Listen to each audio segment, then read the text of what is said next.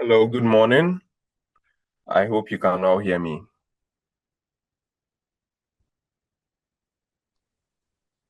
Yes, sir, we can. Good Hello, morning. Yeah, you. Good morning. Hello, good good morning. morning, good morning. Baraka the Salah to those of you who are celebrating. And for those of you who are not, happy Saturday. We have a lot to do today. So without wasting much time, I will get on with today's business. Because we have a lot to do, I would not be stopping very often. So I will teach. If you have a question, please write it down so that when I am done, you can ask the question you have and I'll answer it. But I would not be stopping very often along the way because of the volume of the content we have to do today. So today we are doing pain. We'll discuss pain, pain pathway, and then the analgesics we use in the pain management. Almost everybody here, not almost, everybody here has experienced pain of some sort. And even the pregnant women you manage also experience pain. You should be able to manage the pain of the pregnant women. So, by definition, what is pain? Pain is an unpleasant sensation or emotional experience associated with or resembling that associated with actual or potential tissue damage. Pain is a subjective experience. Nobody can feel your pain. Only you know where it is painful. And it can be influenced by biological, physiological, and social factors. Pain usually results because of tissue damage, and this can be caused by inflammation, it can be caused by swelling, it can be caused by cancer. People experience pain differently.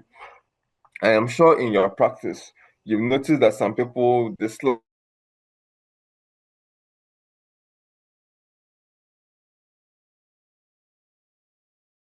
Why are there these differences in how people respond to pain? These differences exist because of different pain thresholds and different pain tolerances. These differences exist because of different pain thresholds and different pain tolerances. What is pain threshold? Pain threshold is defined as the amount of time elapsed before an individual reports a stimulus to be painful.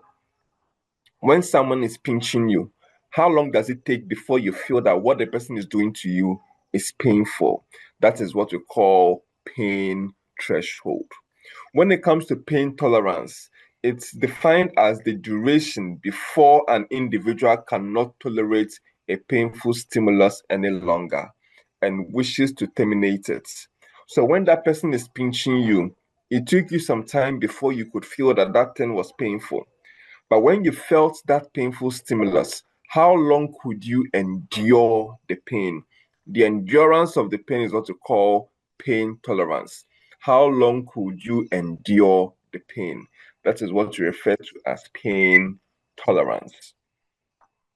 Pain can arise due to tissue damage, and the tissue damage can be caused by injury, inflammation, or cancer. It can also come about due to damage to the brain or to the nerves.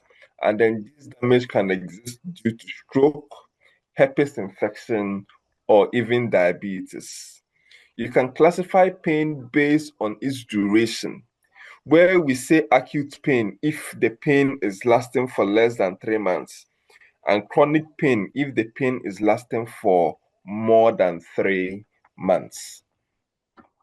Pain can also be classified based on its mechanism.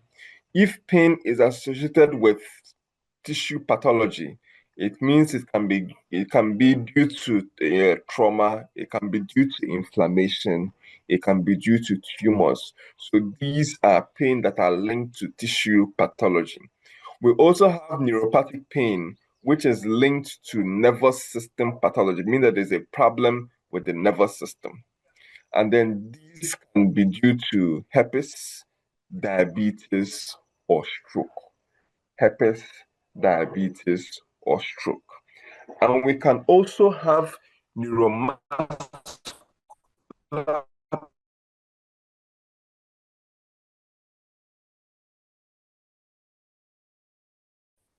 Sir, please, your line is breaking. This type of pain is very common in our settings. People who do heavy lifting, and even the pregnant women, they are likely to experience musculoskeletal pain. An example is back pain. An example is back pain. Pain can be triggered by mechanical, by thermal, and by chemical stimuli. Mechanical, you are cutting a tomato and then the knife slashed your finger. That is mechanical. You are doing part-time carpenter and you are hitting the hammer against a nail and mistakenly you've hit your finger. Mechanical pain stimuli.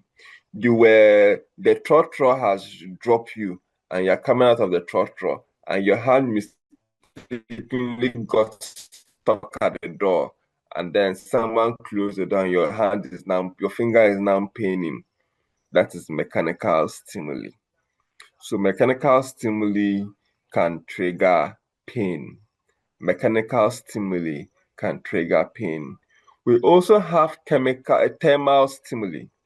Thermal stimuli has got to do with temperature, where something hot or something cold can trigger pain. If you put your hand inside hot water and the hot water burns you and causes you pain, is it the water that caused you pain or the heat of the water that is causing the pain? It's the heat. So that is thermal stimuli. You are going to buy block and you've crossed the road, you've bought the block. The seller of the block doesn't have polythene bag, so you're carrying the block in your hand. By the time you get to your destination and you drop the block, your fingertips have become numb and painful. That is caused by thermal stimuli. That is Hello, caused sir. by Good morning, sir. thermal stimuli. For chemical stimuli, they can include pain that is triggered by by mistake as pour some part of the game. Sir, please, your line is breaking. The problem. By mistake, acid has poured on someone's. The stimuli is chemical in nature. Whenever there is a painful stimuli, we have special receptors that are able to pick up those stimuli and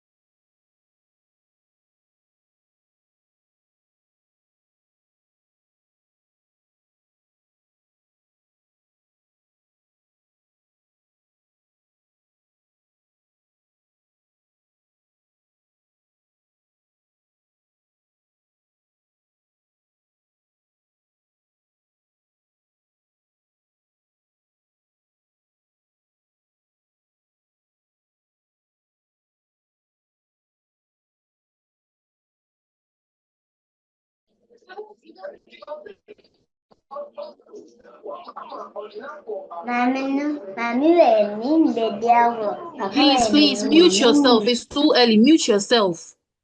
The fact that he has dropped doesn't mean you should unmute and then be disturbing. What is this?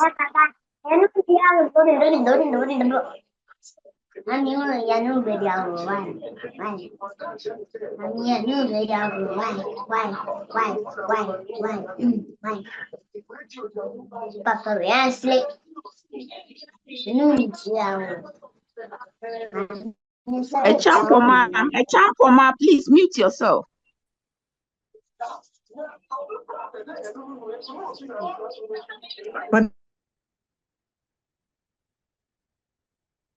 Okay, sorry, my network went off. Let's continue. So pain can be triggered by mechanical, by thermal, and by chemical stimuli. But we have special receptors whose work is to pick up the pain impulse and to send it to the brain so that your body can know that there's something wrong that is going on. We have two main types of these pain receptors. We have the A delta fiber and we have the C fiber. The C fiber, the type of pain it conveys is the dull pain, diffused and burning pain, whilst the A delta fiber conveys sharp and well-localized pain. For example, if you are maybe mending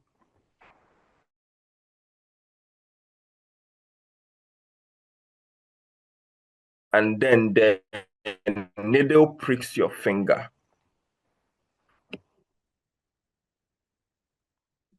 that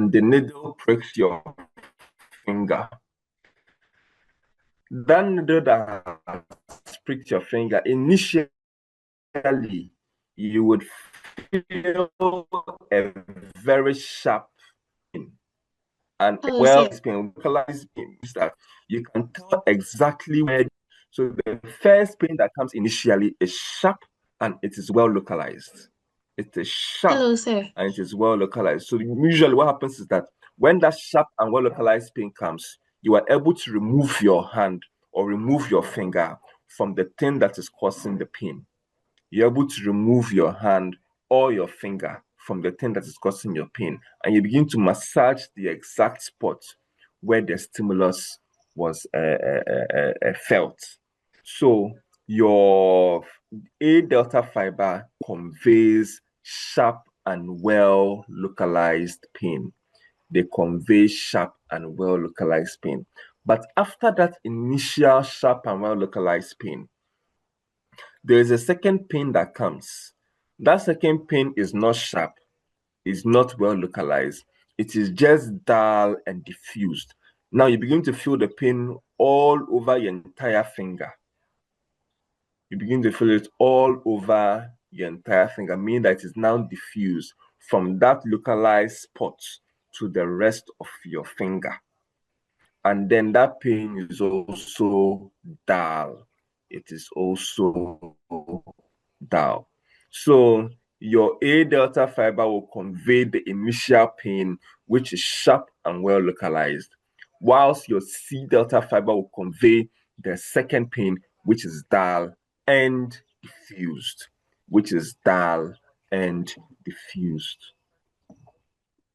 We have something we call the pain. Yes. Sir, please, when you are talking, your network breaks and we can't hear anything. It just comes in once. That's why we are trying to draw your attention to it. It's really breaking. It's that bad. And we are writing it in the chat, but you don't seem to see it.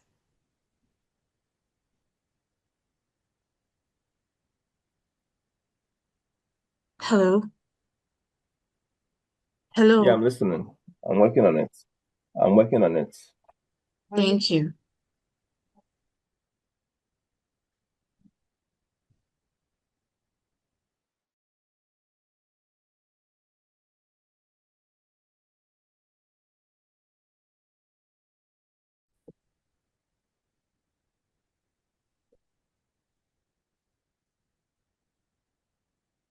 Okay. Is it better now? For now, it is. Okay. So let's move on. So,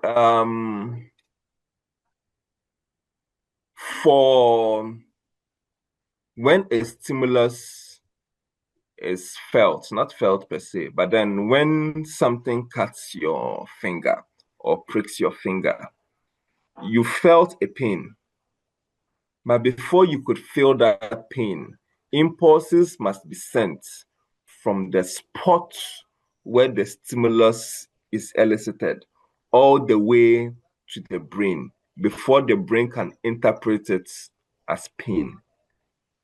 So when something happens to you and you feel the pain, it means that the impulses have been sent to the brain and the brain has interpreted those impulses as painful before you felt that pain. Within few milliseconds, the impulse has climbed up to the brain and the brain has interpreted it. That is why you know that what has happened to you is painful. And then the brain would also try to reduce the pain that you are feeling. The brain would also try to reduce the pain that you are feeling by using its own mechanisms. So we have a pain pathway, the ascending pathway and the descending pathway. Ascending pathway means that the stimulus is moving from where it has been elicited all the way up to the brain. So it's ascending up to the brain. And for descending pathway, the brain is sending impulses down to where the pain was felt so that it can try to minimize the pain for you. So the pain pathway is in two types.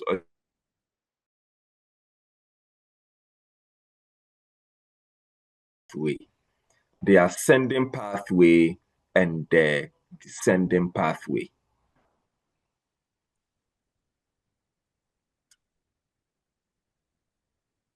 But let's note that in discussing the pain pathway, there are certain parts of the body involved.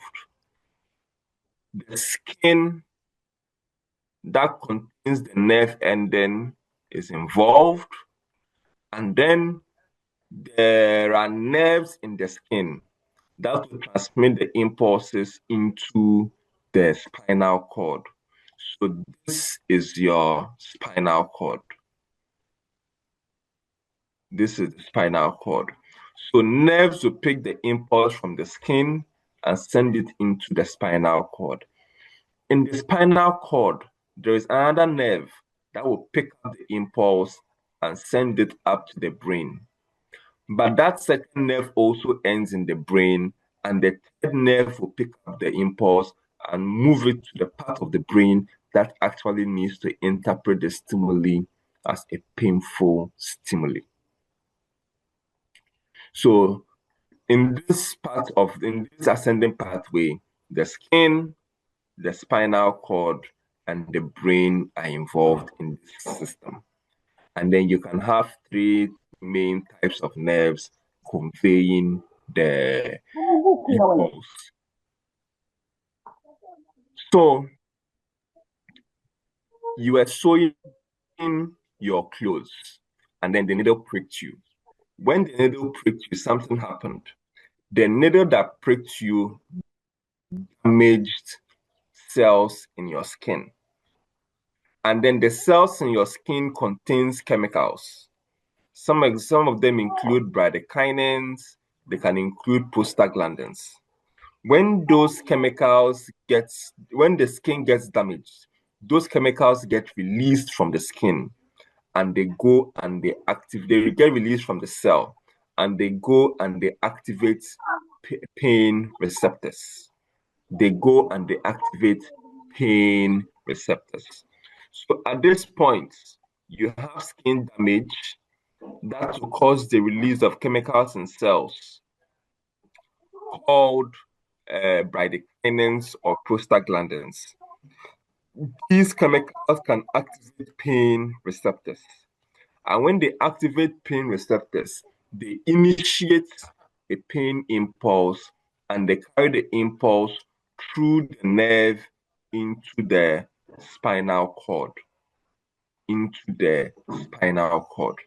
Now, the blue spinal cord ends in the nerve, and then a red spinal cord, the blue nerve ends in the spinal cord, and a red nerve would continue.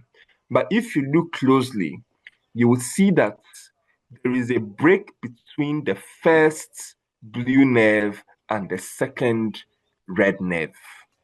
There is a break between the first blue nerve and the second red nerve. Because of this break, impulses in the blue nerve don't just continue in the red nerve.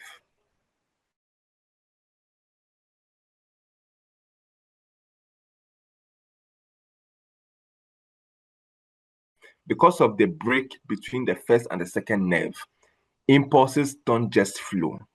So before impulses can jump from the first nerve to the second nerve, neurotransmitters must be released. Neurotransmitters are chemicals that help in transmitting impulses from one nerve to the other. Neurotransmitters, they are chemicals that help to transmit impulses from one nerve to the other. So this first blue nerve, at this point that I am circling, is going to release neurotransmitters that will carry the impulse from the blue nerve and send it to the red nerve. The neurotransmitters released by the blue nerve, they include substance P and glutamate. They include substance P and glutamate. So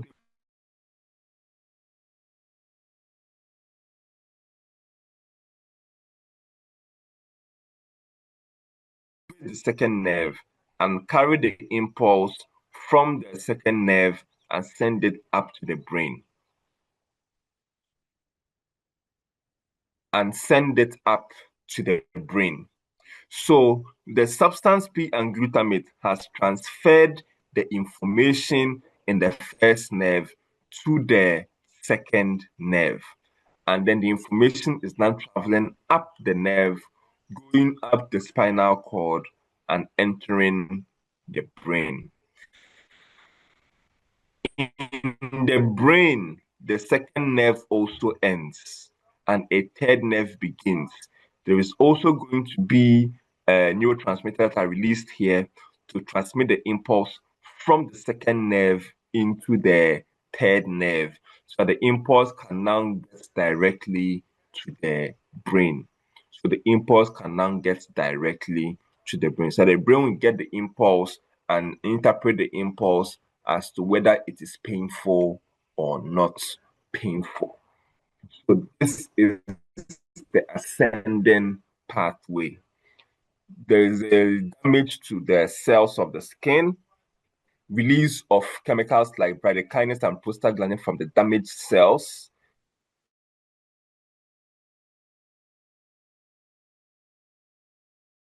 From the first nerve that is in the skin into the second nerve that is in the spinal cord. When the first nerve gets to the spinal cord, it releases neurotransmitters, substance P and glutamate, that are able to transmit the impulse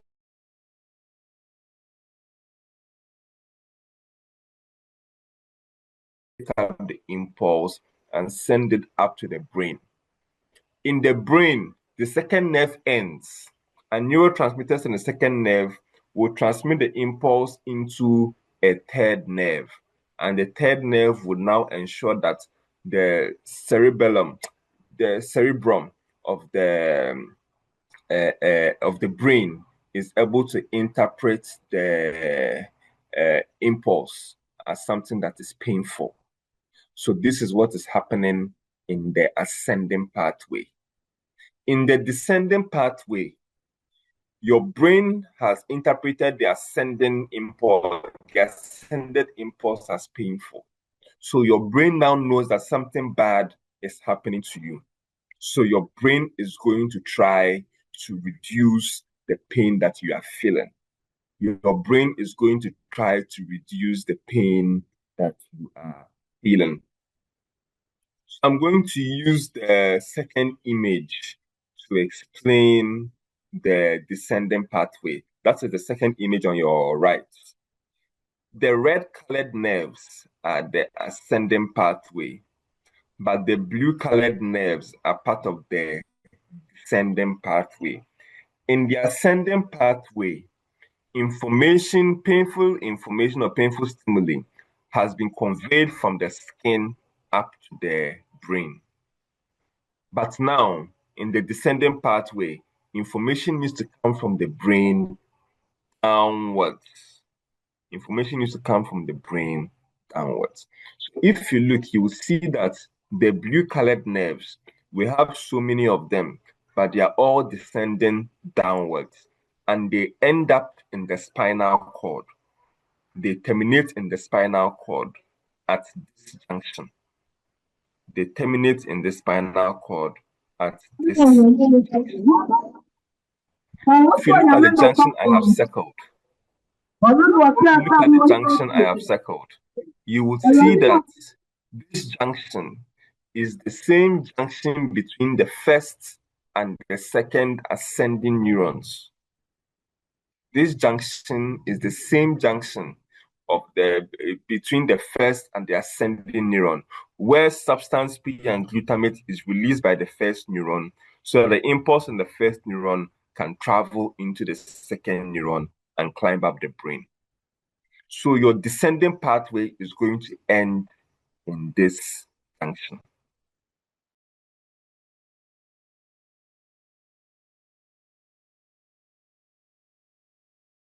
Pathway. The last nerve, this last nerve in the descending pathway, what I have circled with the yellow ink, this last nerve,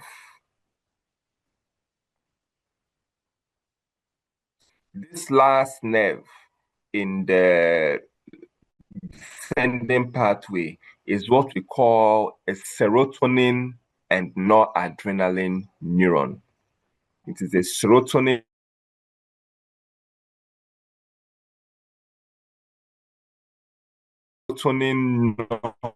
noradrenaline neuron because it releases serotonin and noradrenaline as its main neurotransmitters.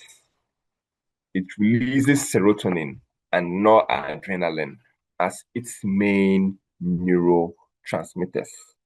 And where does it release it to? It releases it in the junction between the first and the second ascending neuron. It releases it into the junction between the first and the ascending neuron. So it is releasing the serotonin and noradrenaline in this junction. But anytime the serotonin and noradrenaline is released, it is going to prevent the first ascending neuron from releasing substance P and glutamate. Anytime the descending neuron, that last neuron, releases its neurotransmitters, which is serotonin and noradrenaline, the serotonin and noradrenaline that is being released is going to prevent the first ascending neuron from releasing substance P and glutamate. And if the first neuron cannot release substance P and glutamate, it means that the impulse cannot travel to the second neuron and be sent up to the brain. So if no impulse is traveling up to the brain, it means that the brain will not be receiving any painful impulse, and you will not experience any pain anymore. So in this descending pathway, the serotonin and the noradrenaline that is being released helps to reduce the propagation of pain impulses up to the brain by stopping the release of substance P and glutamate.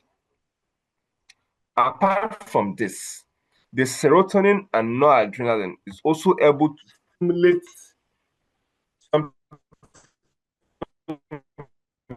we call interneuron. And when they stimulate the interneuron, they release a chemical called enkephalin. Enkephalins are the natural morphine of your body. They are the natural opiates of your body.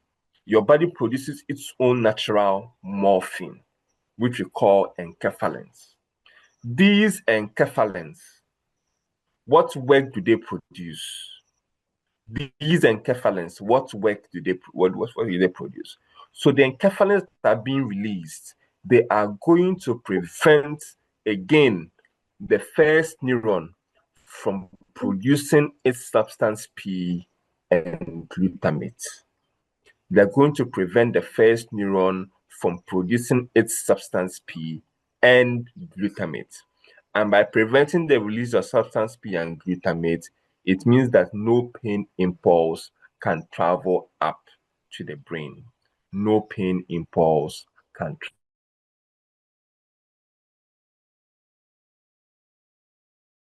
have the ascending pathway where impulses are sent from the skin up to the brain, involving several neurons and the release of neurotransmitters like substance P and glutamate.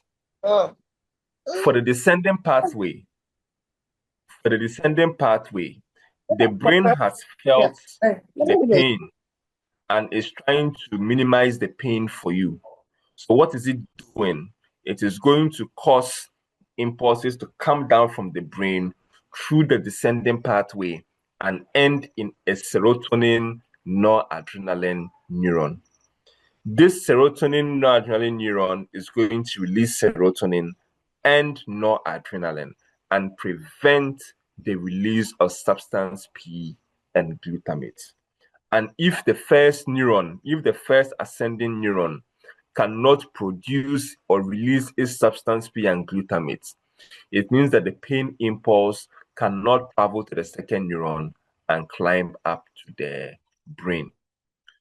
And apart from that, the serotonin and noradrenaline will also stimulate the release of enkephalins. And these enkephalins further inhibit the release of substance P and glutamate. And in doing so, they are able to minimize the intensity of pain. So ascending pathway transmit impulses to the brain, so that the brain can tell that something painful has occurred. Descending pathway is what your brain uses to reduce the pain for you. Your brain uses that to reduce the pain for you. Everything I have described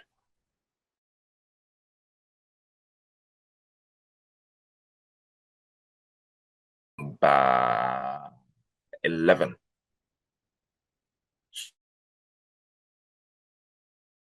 So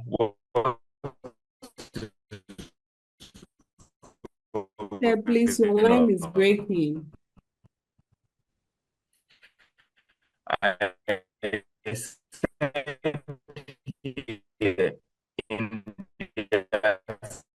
He said it's really breaking. Please, the line, we are not No, hearing please, we can't anything. hear anything. No, it's really breaking. And such as glandins and medicaments, which would stimulate initially acting nodes and first, madam, Sir, please, your line is breaking. contract. I'm trying.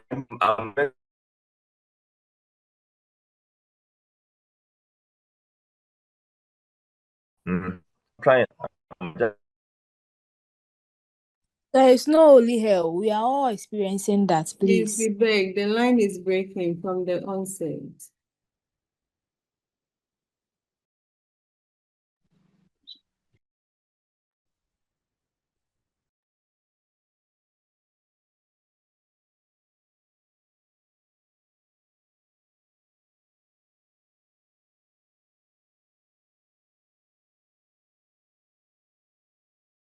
Wait.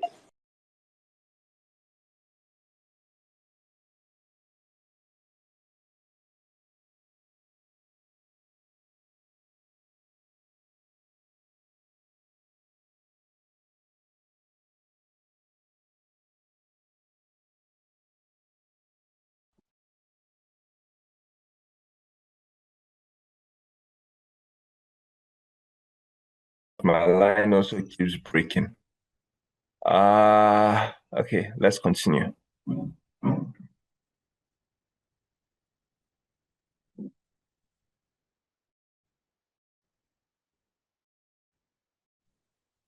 Okay, let's continue.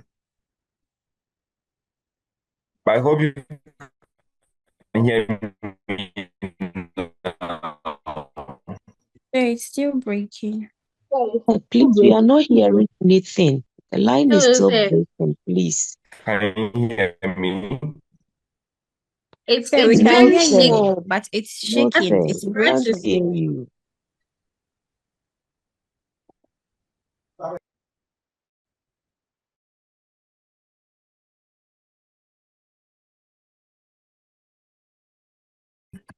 And it's still not trying. So we'll have to continue. We'll have to continue. The ascending and the descending. In the ascending pathway, when an injury occurs, the damaged cells release chemicals such as prostaglandins and bradykinin, and these initiate a stimuli by activating nociceptors that travel the first order sensory neuron, which terminates at the synapse with the second order sensory neuron located in the spinal cord. The first neuron releases neurotransmitter substance P, and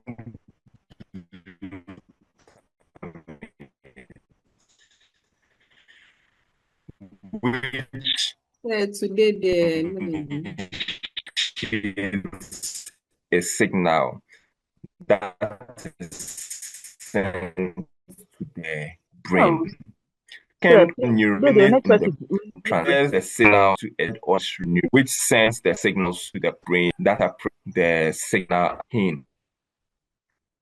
That is the information being sent up to the brain.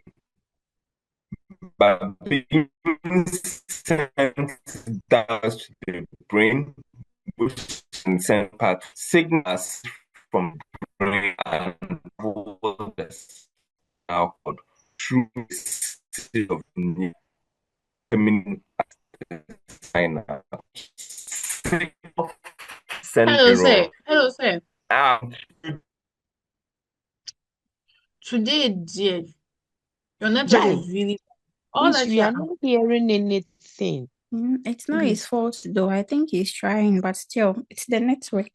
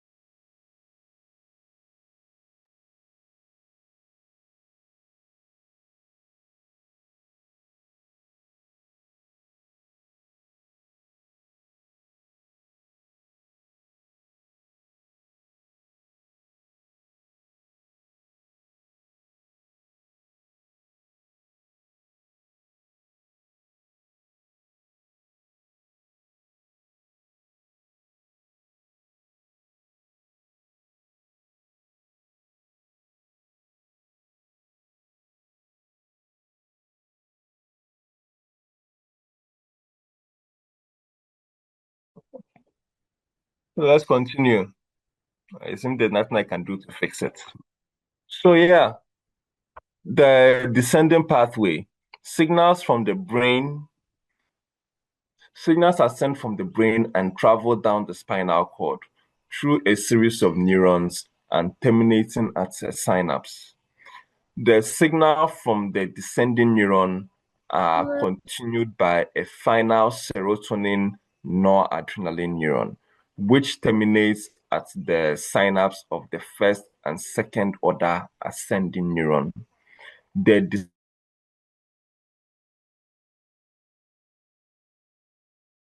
main mechanisms, both mediated by serotonin and noradrenaline. The serotonin and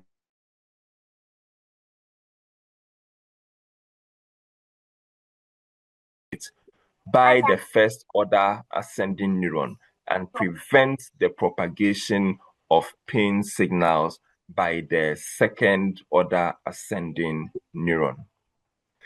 The serotonin and noradrenaline also bind to receptors on interneurons and stimulate the release of enkephalins, which are opiates, and then which inhibits the release of neurotransmitters of pain, that is the substance P and glutamate, and inhibits the propagation of pain impulses, of pain signals by the second order ascending neuron.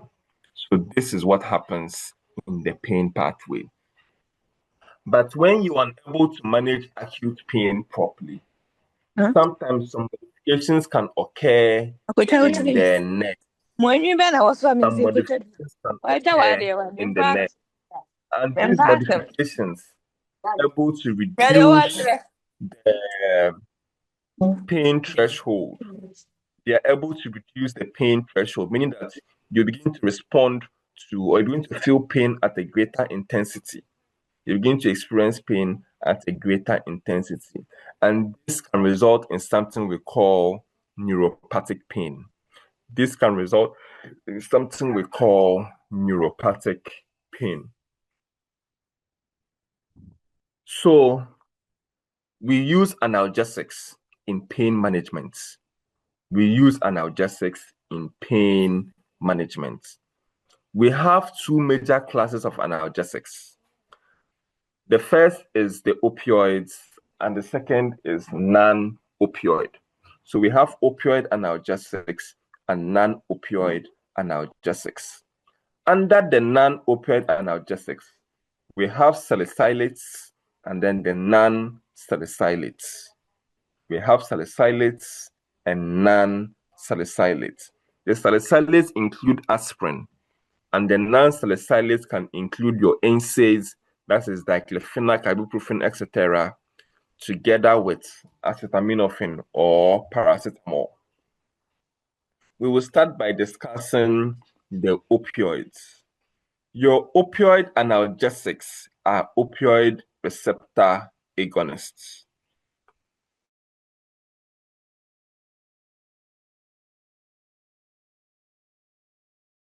Mimic the action of endogenous opiates. They mimic the action of endogenous opiates.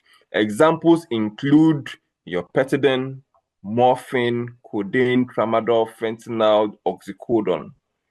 And these drugs work by binding to opioid receptors and inhibiting the release of substance P and stop the propagation of pain signals through the second order neuron. We only use opioid agonists in managing severe acute pain. We only use opioid agonists in managing severe acute pain. We don't use opioids for long-term management of pain because they are addictive. So we only use them to manage severe acute pain. But they can also cause constipation and respiratory suppression. So we need to be careful when it comes to their use. So what is the indication for opioid agonists? They are used in the management of severe acute pain. Adverse effects can include constipation, there can be sedation, cardiac suppression, addiction after prolonged use, and respiratory depression. And then amongst pregnant and breastfeeding women, we usually avoid its use. So we avoid the use of opioids in pregnant and breastfeeding women because in pregnancy, it can cause respiratory depression and withdrawal symptoms in neonates. and they are also present in the breast milk. So opioid analgesics are all opioid agonists. But there are instances where you'd want to give someone an opioid antagonist, not for pain management, but rather to help reverse an opioid overdose. Let's say that instead of giving someone 10 milligram more,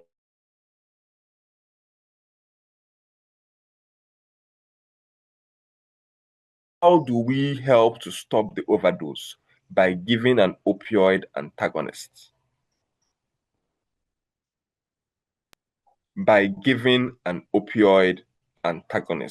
So opioid antagonist is what we use in the management of opioid overdose.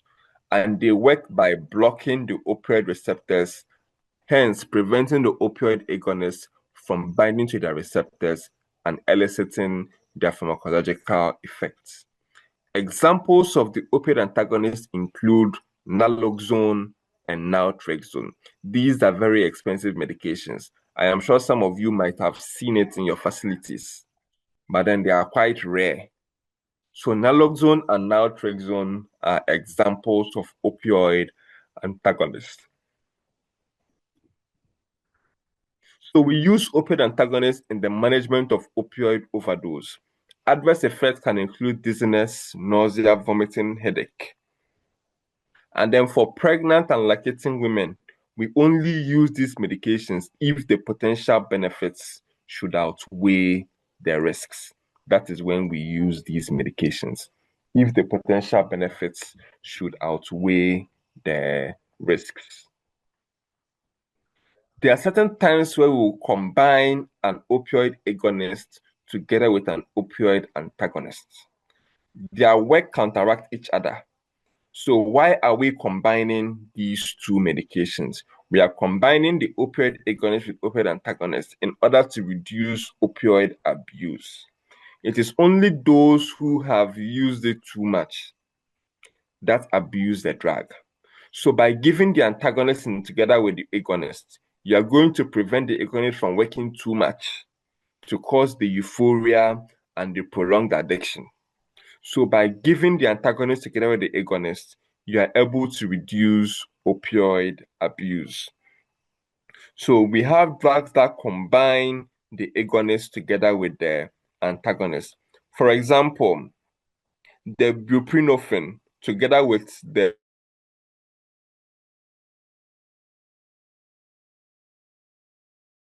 is an opioid antagonist. And this combination exists on the market, but it is not common. And it can only be gotten with a valid prescription.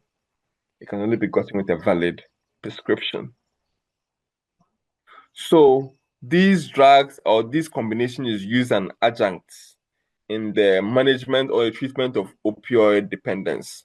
It is used as an adjunct in the treatment of opioid dependence. And then because you are combining two different drugs, the adverse effect of each of these drugs is going to be combined in this single drug, together with its contraindication. So the adverse effects and the contraindication of each of these drugs are going to be combined in the combination drug. And then these drugs are usually safe during labor, but safety during pregnancy and lactation have not been established.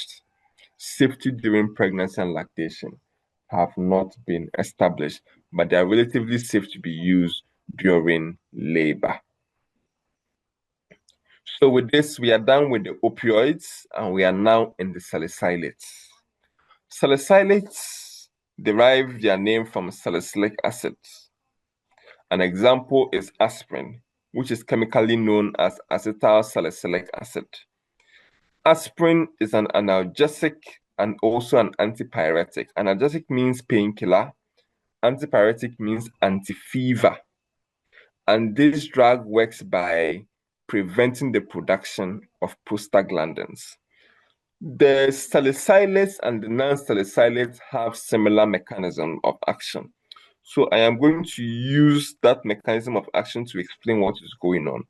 So I'm using this diagram to explain the mechanism of action of salicylates and NSAIDs.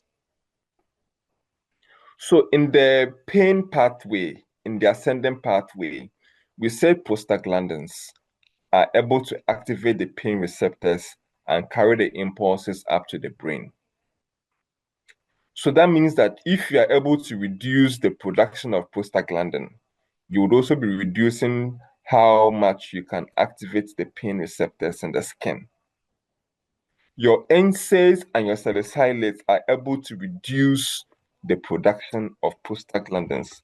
And how do they do this? By inhibiting this enzyme, cyclooxygenase 1 and cyclooxygenase 2, which has been shortened to COX, COX. So we can have COX-1 and COX-2. These enzymes are involved in the conversion of membrane phospholipids into prostaglandins. So if you are able to inhibit these enzymes, you prevent the conversion.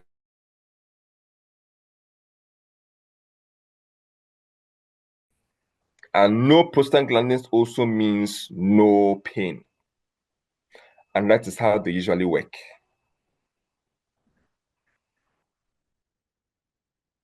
That is how they usually work. However, the COX-1 and COX-2 have minor differences in the work that they do. COX-1 can also make beneficial prostaglandins. For example,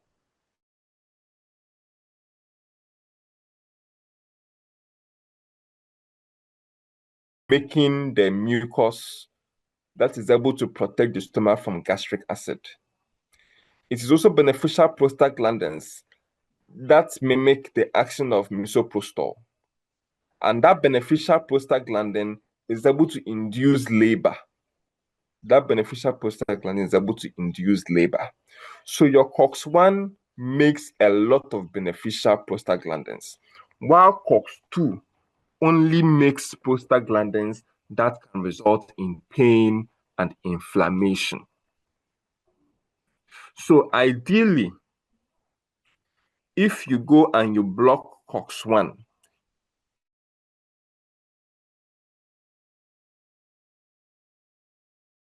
for your stomach, because the mucus that is being produced to protect your stomach will stop being produced because you can't make the prostaglandin that stimulates the production of the mucus.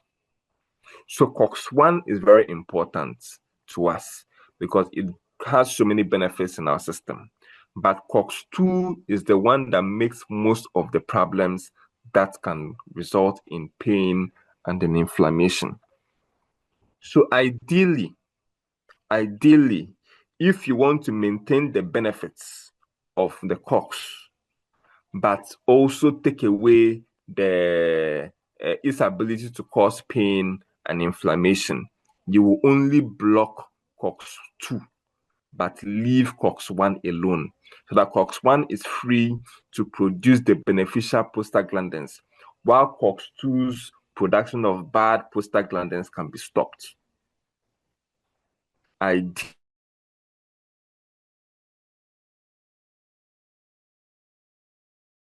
Do not discriminate. They would block both COX-1 and COX-2. And by blocking COX-1, it can result in ulcer. That is why long-term use of NSAIDs and salicylates can result in ulcer. They can result in ulcer because they will be preventing COX-1 from producing its beneficial prostaglandin that can protect the stomach from the gastric acid. So ideally, we should be blocking only COX-2, but we end up blocking both COX-1 and COX-2. Hence, long-term use of NSAIDs and salicylate can result in ulcer because the stomach loses its protection. So this is the mechanism of action of the NSAIDs and the salicylates. So let's go back to the salicylates. So this aspirin non-selectively inhibits COX-1 and COX-2, hence preventing the formation of prostaglandins that cause inflammation, swelling, pain, and fever. But this NSAID also prevents platelet aggregation, hence prolonging the bleeding time.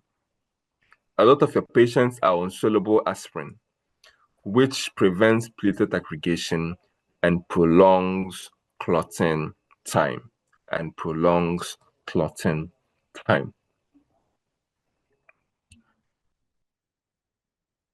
So what do we use the salicylates for? To manage pain, fever, and secondary prevention of cardiovascular events such as stroke.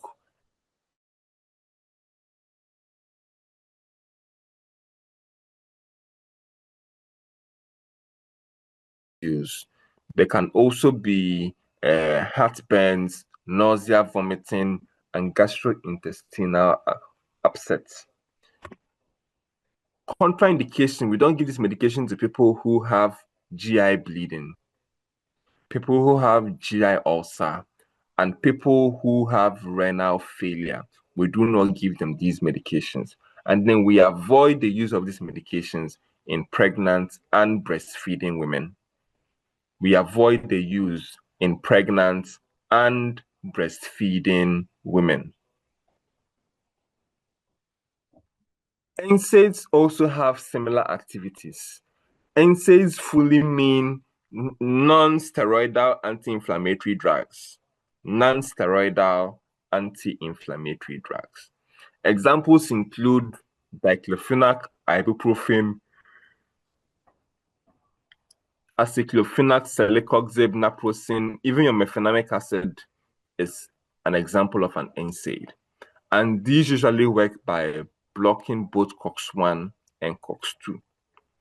But we have a few NSAIDs that are able to selectively block only COX-2. And that is NSAIDs whose name ends in COXIB. So if you see any drug whose name ends in COXIB, it is most likely a COX-2 selective antagonist or blocker or inhibitor. So it selectively inhibits only COX-2, meaning that it will leave COX-1 alone and allow COX-1 to produce its beneficial prostaglandins. So if you have a patient with ulcer, you can give the person celecoxib because it is a COX-2 selective antagonist or blocker. So it's going to prevent the action of COX-2 and hence leaving COX-1 alone to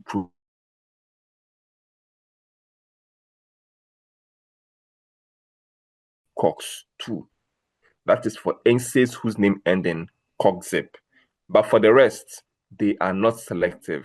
They are going to block both COX-1 and COX-2, resulting in pain and in ulcer after long-term use.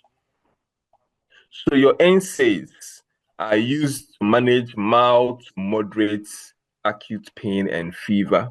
Adverse effects can include gastrointestinal ulcer, that is after prolonged use.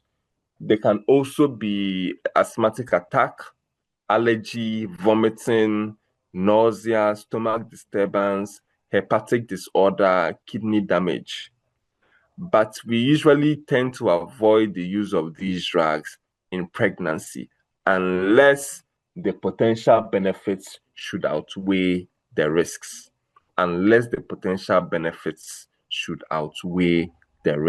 That is when we are going to use it during pregnancy.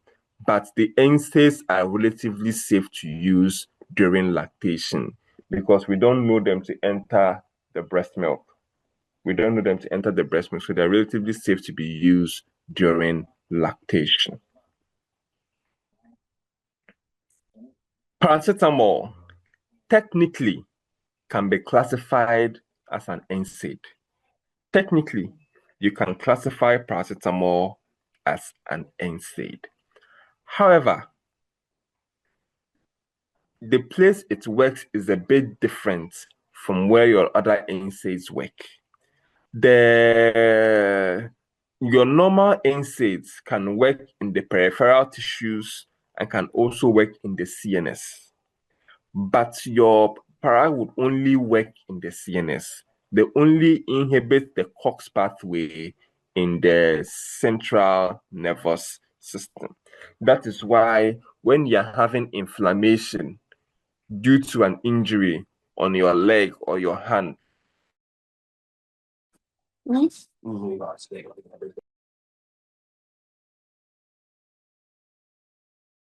because those drugs are able to work in the peripheral tissues, but your paracetamol does not work in the peripheral tissues. It only works in the central nervous system. That is why it is very good in managing fever. That is why it is very good in managing fever. So paracetamol inhibits the COX pathway in the central nervous system, but it doesn't work in the peripheral tissues. But your other NSAIDs are going to work in the central nervous system and in the peripheral tissues.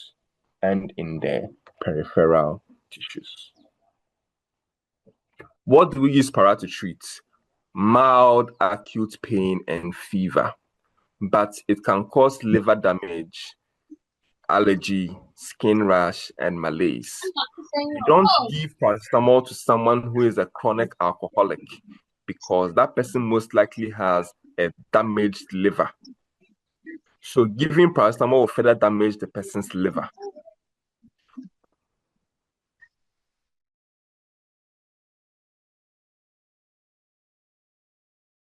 Very, very safe to use. Paracetamol is actually the first line medication we use in managing pain in pregnancy. So paracetamol is very, very safe to use during pregnancy and lactation. There is something we call adjuvant therapy. Adjuvant therapies are medications that were not initially used in managing pain, but now we are beginning to use them because we have found that they can be beneficial in treating pain.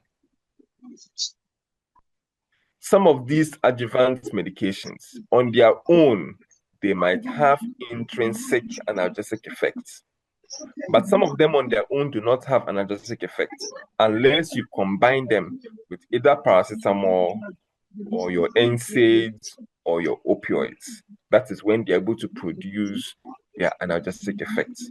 So some on their own have analgesic effects, whilst others, you don't see their analgesic effect.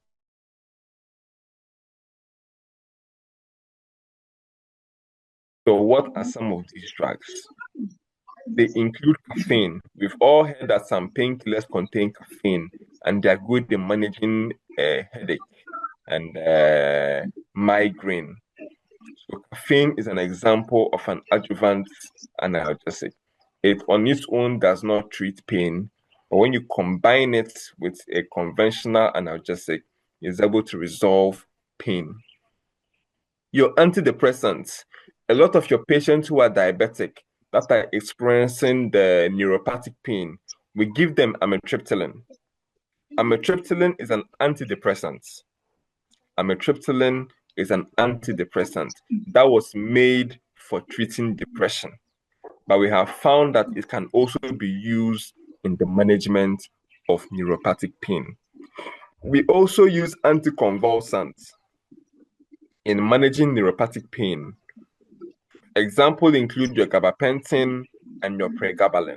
Some of you might have seen these medications in your facilities.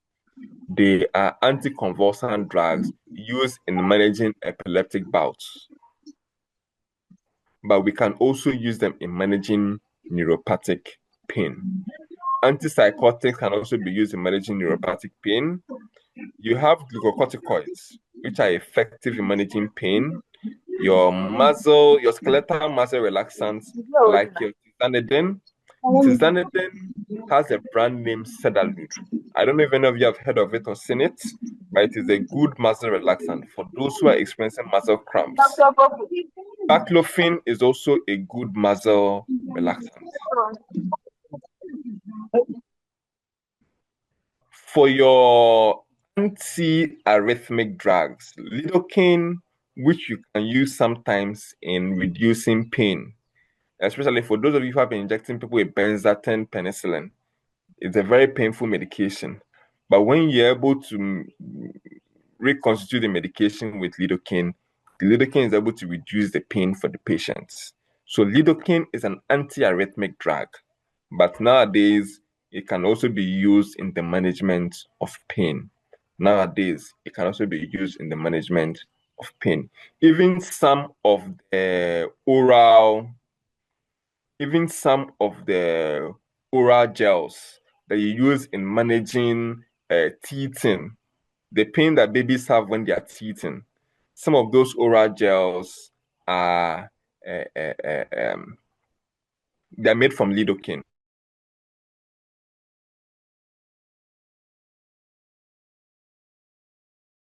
that the child is experiencing. So lidocaine is an example of an adjuvant analgesic.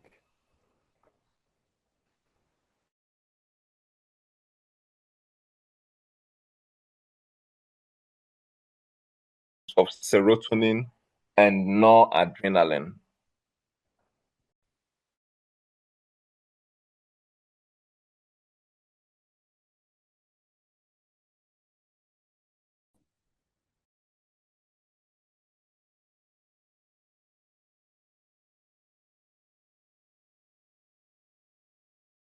The antidepressants, they are able to perform their action by increasing levels of serotonin and noradrenaline. I remember that when you have serotonin and noradrenaline in your system, it is able to reduce the release of substance P and glutamate. So that is how these drugs work. They work by increasing levels of serotonin and noradrenaline, and in doing so, they are able to reduce pain by inhibiting the release of substance P and glutamate. We have three major classes of the antidepressants. We have the tricyclic antidepressants, we have the selective serotonin reuptake inhibitors, and we have the serotonin noradrenaline reuptake inhibitors. All of them can perform the work you need them to do, but then there are slight differences in how they perform their work.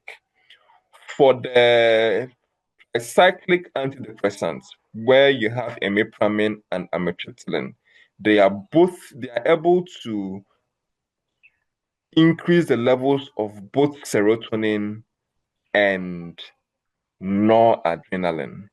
They are able to increase levels of both serotonin and noradrenaline.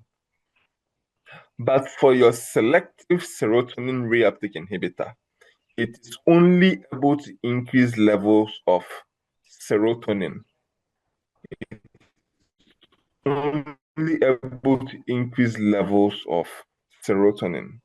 Whilst your serotonin noradrenaline reuptake inhibitor can increase levels of both serotonin and noradrenaline.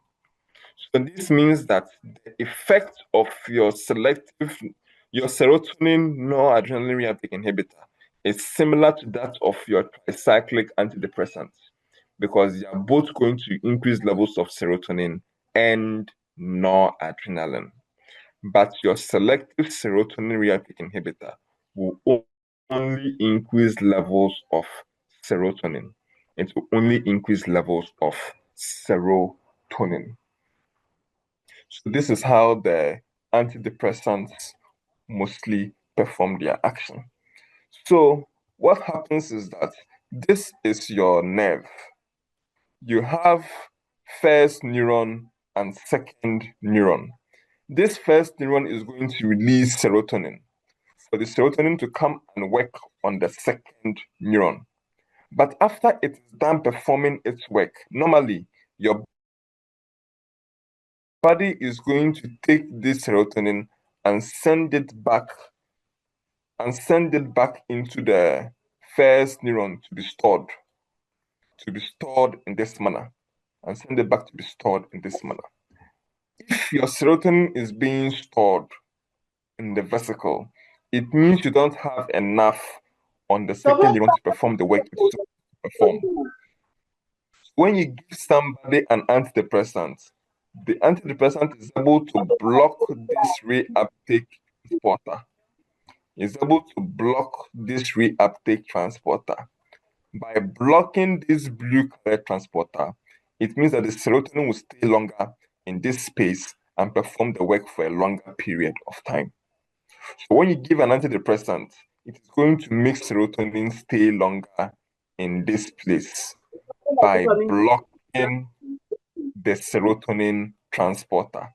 So it will block serotonin transporter and ensure that serotonin stays longer outside in the synaptic cleft. The same thing happens for noradrenaline. Same thing happens for noradrenaline. So your noradrenaline is supposed to be working here. This is where it's supposed to work. This is where it's supposed to work. But after performing its work, it can get sent up into the storeroom by the noradrenaline transporter. So when you give somebody an antidepressant, that antidepressant is able to block the action of the transporter, ensuring that the noradrenaline stays longer in the cleft and perform its work for a longer period of time. So this is how the antidepressants perform their action on serotonin and noradrenaline. They block serotonin and noradrenaline transporters.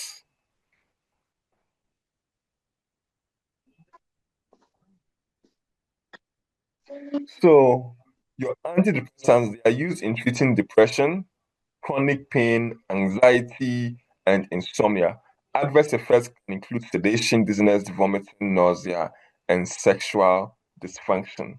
We typically avoid the use of the antidepressants in pregnancy. We avoid the use of antidepressants in pregnancy. For anticonvulsants, these are a class of medications we use in managing convulsion, and they work by blocking calcium channels at the neuron terminal and inhibit the release of substance P and glutamate. And we use these drugs in treating neuropathic and chronic pain. We use them in treating neuropathic and chronic pain. These drugs are mainly used for epileptic seizures and neuropathic pain. Adverse effects can include sedation, dizziness, sexual dysfunction, and altered mood. For pregnant and breastfeeding women, we usually tend to avoid its use. We usually tend to avoid its use in pregnant and breastfeeding women, unless it is very, very, very important for you to use them, then rely on them. But apart from that, we usually want to avoid the use of anticonvulsants in pregnant and breastfeeding women.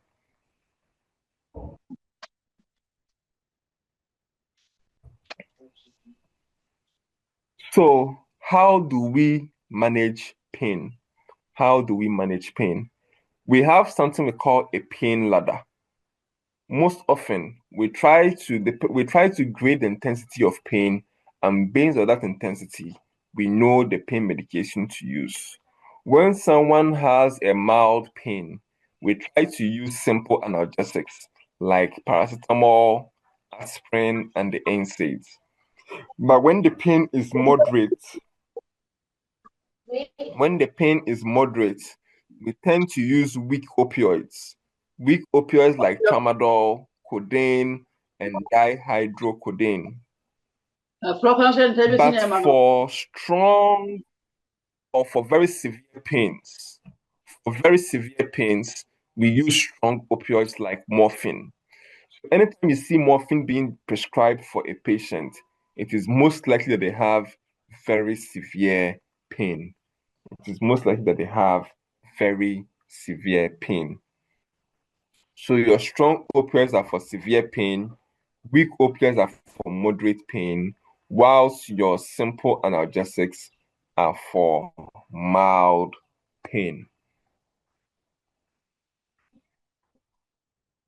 So with this, we can move to anesthetics. Anesthetics are a class of medication that cause a temporary loss of sensation and or awareness in a patient. So they give the medication, they cause a temporary loss of sensation or awareness.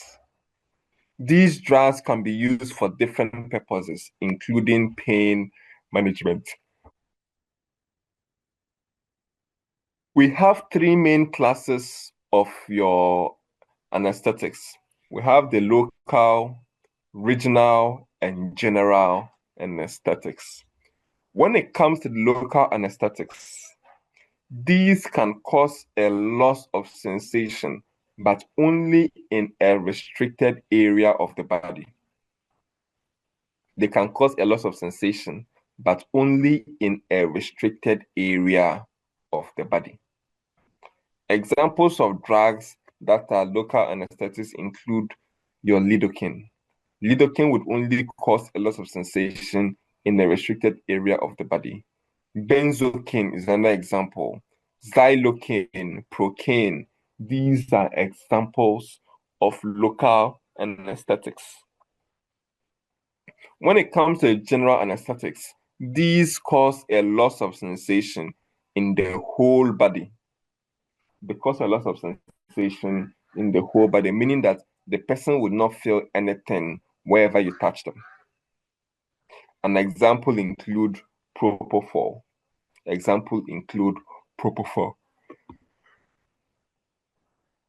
Propofol is the medication that killed Michael Jackson.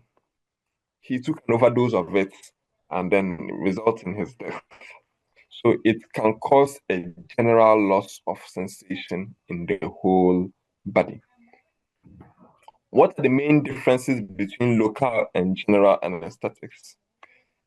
The differences can be based on different parameters, starting with the site of action. Your local anesthetics work in the peripheral nerves, whilst the general anesthetics work in the central nervous system. So in the peripheral nerve, that is where your local anesthetics work, whilst your general anesthetics work in the central nervous system. In the area of the body involved, local anesthetics only cause loss of sensation in a restricted area of the body. They only cause a loss of sensation in a restricted area of the body. But for your general anesthetics, they cause a loss of sensation in the whole body. They cause a loss of sensation in the whole body. For your consciousness, you are expecting that someone who is being given a local anesthetic, it will not impair their consciousness. They will not lose consciousness. But if you give someone a general anesthetic, it is going to cause a complete loss of consciousness. So the person would lose consciousness. When you give someone a local anesthetic, it is not necessary to monitor the person's vital function. It is not necessary to monitor the person's vitals. But for general anesthetics, you must monitor the vital functions of the patient. You must monitor the vital functions of the patient. We also prefer the use of your local anesthetics when we are performing minor surgeries. But we use the general anesthetics when we are performing major surgery. We use the general anesthetics when we are performing major surgeries.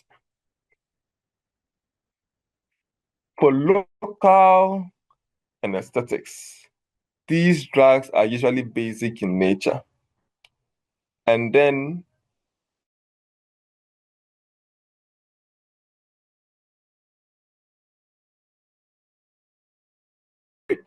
They perform their work by working on the nerves. They perform their work by working on the nerves. How do they perform their work? So your nerves, when you magnify it, that is what you're seeing in the box. Ideally, for impulses to move in the nerve,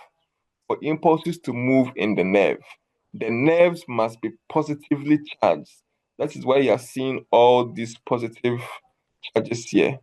Your nerve must be positively charged before the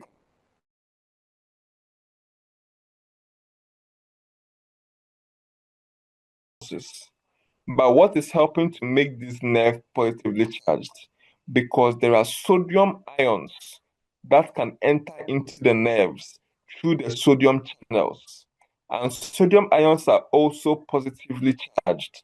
So when they enter into the nerve, they're able to make the axon of the nerve positive. They're able to make the axon of the nerve positive. So that is how they are able to transmit impulses. So the more sodium ions enter in the nerve, the more it is able to transmit.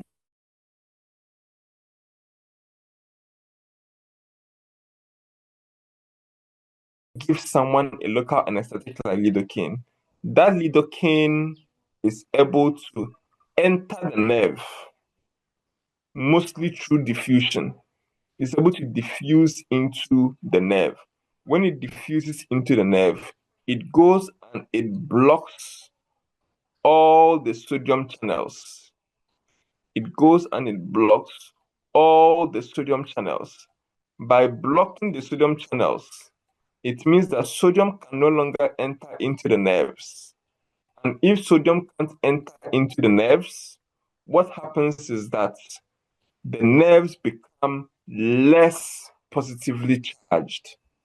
The nerves become less positively charged. And when they become less positively charged, they can no longer transmit impulses. They can no longer transmit impulses. So by blocking the sodium channels, these your drugs are able to reduce the impulses that are entering into the nerves and make sure that the nerve can no longer transmit impulses. So this is how your lidocaine works, by blocking sodium channels. By blocking sodium channels. So you block the sodium channels, sodium cannot enter into the nerves anymore, and the nerves become less positively charged and are unable to transmit impulses any longer. So this is how your lidocaine works. So when you give someone lidocaine, it is going to block sodium channels.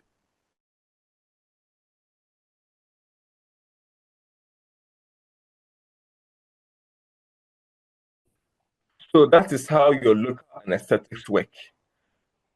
So we use the local anesthetics to manage pain, but they can cause reactions, skin rashes.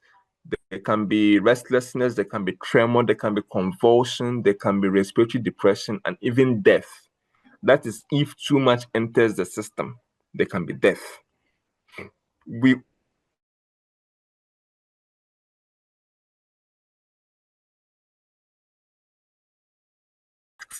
That is when we tend to use the local anesthetics. Now let's come to general anesthetics. For general anesthetics, like we've seen before, they cause a lot of sensation in the entire body. They can exist in the form of gases. They can also be volatile liquids.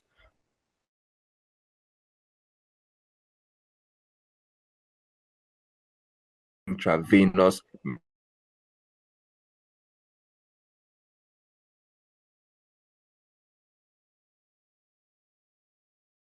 is also a benzodiazepine that is used as a general anesthetic.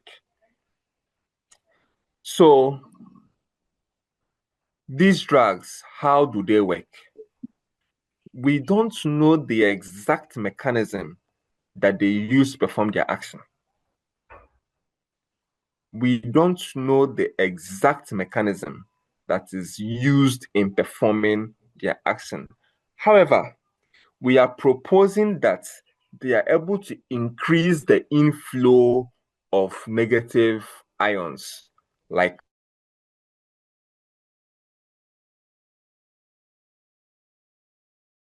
these drugs might be able to increase levels of chloride ion. We know that chloride ion is negatively charged. Chloride is negatively charged. So if you have more chloride ions entering into the nerve, it means that the nerve is going to be less, it's going to be more positive, more negative and less positive. And because it is less positive and more negative, you will not be able to transmit impulses through the nerves. You'll not be able to transmit impulses through the nerves. So your general anesthetics, they don't block the sodium channels, but however, they increase the levels of chloride ions that are entering into the nerves. And by doing so, it is able to reduce the positivity of the nerves and increase the negativity of the nerves. And the nerves being more negatively charged is going to cause the nerves to be unable to transmit impulses. It will cause the nerves to be unable to transmit impulses. So this is how the general anesthetics work. This is what we are proposing to be the way they work. This is what we are proposing to be the way they work. When you are giving someone general anesthetics,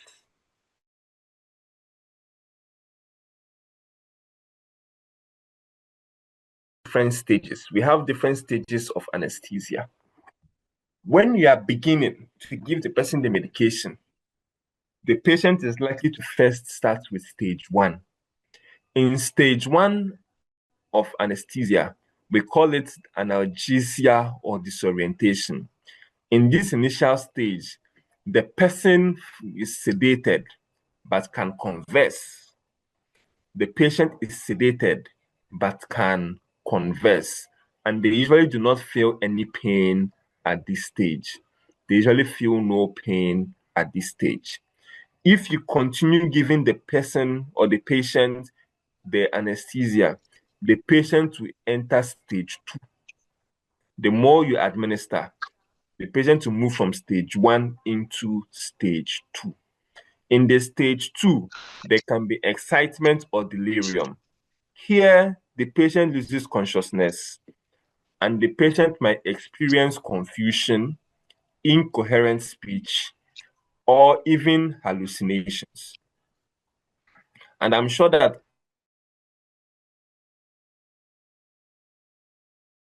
room, sometimes your patient begins to confess all of their crimes to you and tell you all their secrets. It is occurring in the stage 2. It is occurring in the stage 2. But as you keep on giving the anesthesia, the stage 2 will progress into stage 3. And it is in this stage 3 that you are now allowed to perform your surgery. You are now to do your surgical procedure in the stage 3. Ideally, you want your patient to stay in the stage 3 so that you can perform your surgery throughout. If your patient goes back into stage 2 or stage 1, they are likely to begin to experience pain or wake up from the surgery. So you want to maintain your patient in the stage 3 throughout the duration of the surgery. That is why you need the anesthetician to be focused and ensuring that whatever dose is being given is consistent in maintaining the patient in stage 3. But you must also be careful not to progress the patient from stage 3 into stage 4. In stage 4, there can be overdose. In stage 4, there can be overdose. And in this overdose, the patient receives too much of the medication. And too much of the medication can cause the person's breathing to cease. The person's breathing can cease. The person can experience massive vasodilation. And then the blood pressure can drop massively. And it can all result in the patient dying. That is why when you are giving someone the general anesthetics, you must be monitoring the person's vitals. You must monitor the breathing of the person and the blood pressure, because the person can move into hypotension due to the massive vasodilation and suppression of cardiac pump, and also the potential of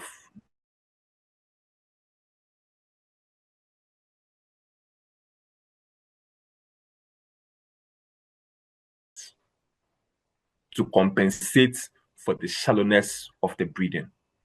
To compensate for the shallowness of the breathing. So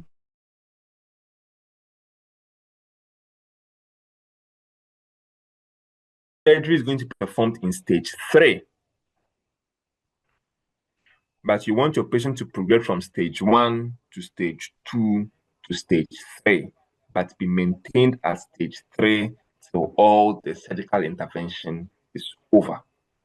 Then you can move the patient back to stage 2 and stage 1, and then the surgery, and the patient will wake up when the surgery is over. So these are what is involved in the anesthesia your patient is put under. So what do we use medications for? Sedation and anesthesia. Adverse effects can include headache, there can be dizziness, there can be hypotension, there can be respiratory disorders. Contraindicated in patients who have kidney failure, liver failure, and heart failure. In pregnant and breastfeeding women, we avoid the use of general anesthetics. We avoid the use of general anesthetics in pregnant and breastfeeding women. Now, we have come to regional anesthetics. For regional anesthetics, these cause an area of the body to go numb. They cause an area of the body to go numb by injecting local anesthetics into an area or near an area where there's a cluster of nerves. We are going to be injecting local anesthetics into an area where there is a cluster of nerves near it. And you are doing this so that an area of the body can go numb. An area of the body can go numb.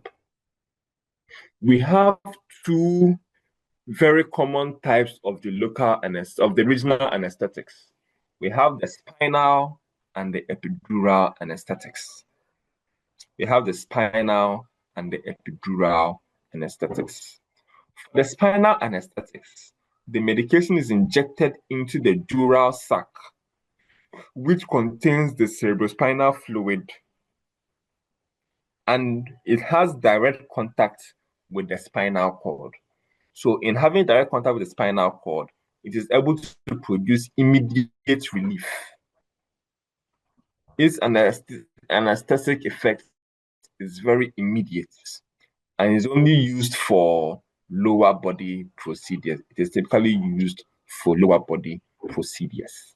So the spinal anesthetics or anesthesia is being injected into the dural sac, which contains the cerebrospinal fluid.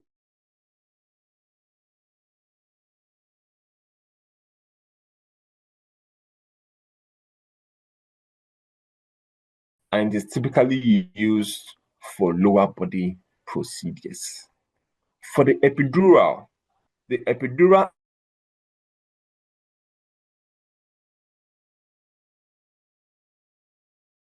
inside the dural sac before it can begin to perform its action.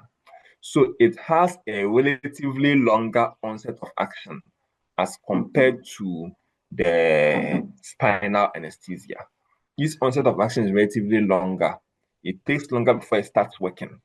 But when it starts working, its duration of action is also longer than that of the spinal anesthesia. So what this means is that if you give someone spinal anesthesia, it starts working fast, but it also leaves the person's system early. It starts working fast, but it also leaves the person's system very early. But if you give epidural anesthesia, it starts working late. Its work is not seen until later, but it will work for a longer period of time for the person. It will work for a longer period of time for the person. And it is commonly used for labor, delivery, and pelvic surgery. It's normally used for labor, delivery, and pelvic surgery. So, spinal versus epidural anesthesia, where are they being injected? So this is Abibe's spinal cord. What you're looking at is Abibe's spinal cord. You can see the vertebrae. You can see the vertebrae. This injection is spinal anesthesia. This one is epidural anesthesia. If you look closely at Abibe's spinal cord, you would see that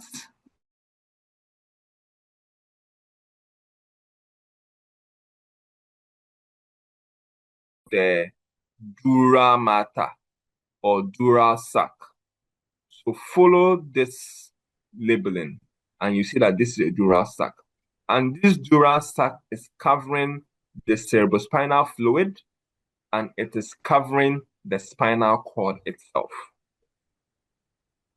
When you are given a spinal anesthesia, you are going to go past the vertebrae, go past the epidural space, and go past the dura mater and enter into where the spinal space is, containing the cerebrospinal fluid.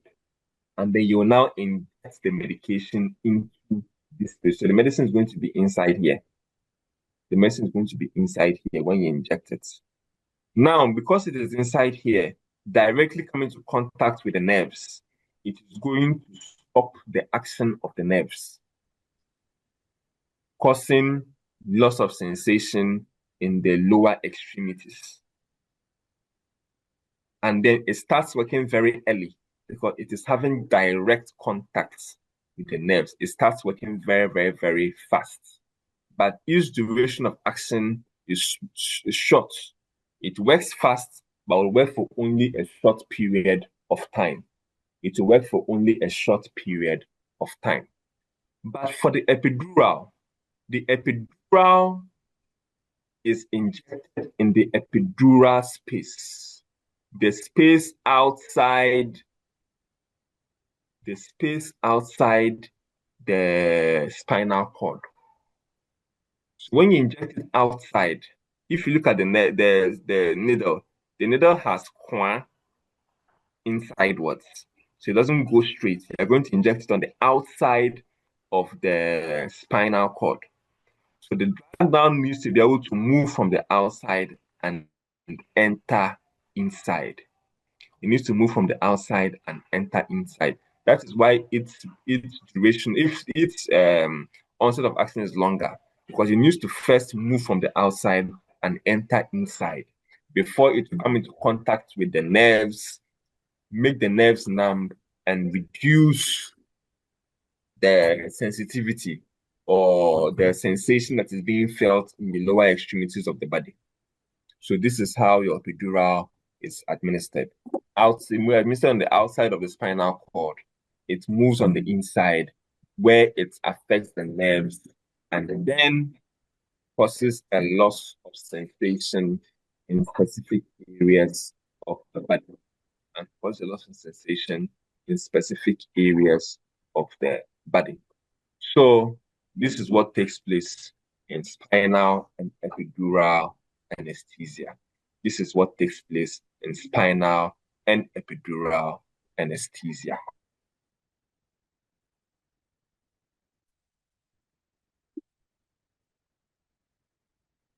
Where it goes to now act on the spinal cord, on the nerves of the spinal cord, whilst the epidural is administered into the epidural space, and it has to travel into the cerebrospinal fluid, where it now begins to act on the nerve fibers, and then they can be used for all those actions.